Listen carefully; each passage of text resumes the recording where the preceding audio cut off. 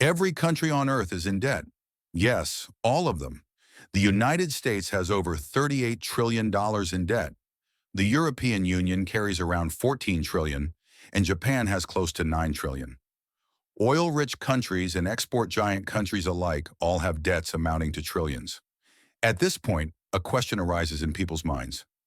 So who is the creditor? The striking part is this. The countries of the world are not really in debt to someone else, but to themselves.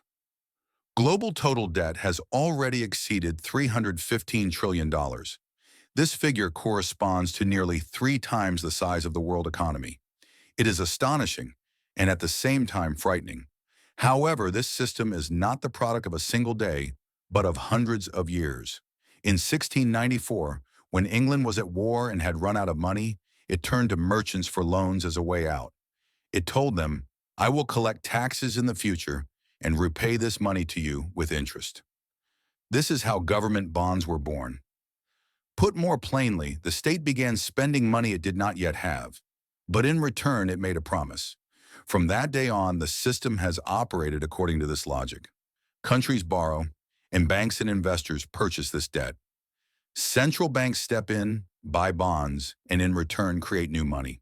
People pay taxes, taxes go to interest payments, and interest flows back to pension funds, banks, and investors. In reality, money is constantly circulating in a loop. For example, a significant portion of America's debt is owed to Americans themselves. China is also a creditor, but only for a small portion of the total debt. In the big picture, it becomes clear that the system operates in a self-contained cycle.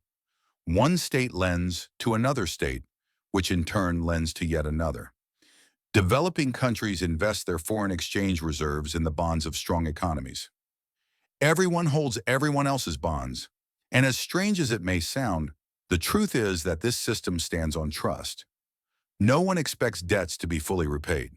Countries do not actually plan to eliminate their debt.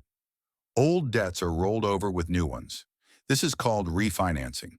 What matters is paying the interest regularly, not paying off the principal. Debt is almost like the fuel of the system. Now ask yourself this. What would happen if America said, "I am paying off all my debts"? Banks around the world would lose their safest assets. Dollar liquidity would shrink. Banks worldwide would lose their safest assets. The supply of dollars would contract. Markets would be shaken. Ironically, the end of debt could disrupt the system.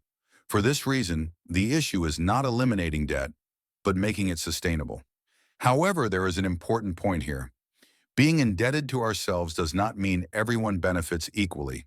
Interest payments flow upward, from large tax-paying masses to institutions and investors who hold the debt.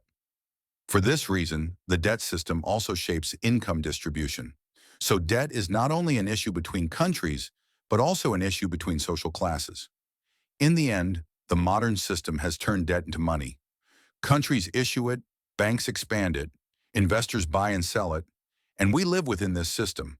Debt used to mean bondage. Today it means economic order. But everything depends on one thing: trust. As long as trust exists, the system works. When trust ends, that is when the system collapses. In summary, the plan is not to eliminate debt.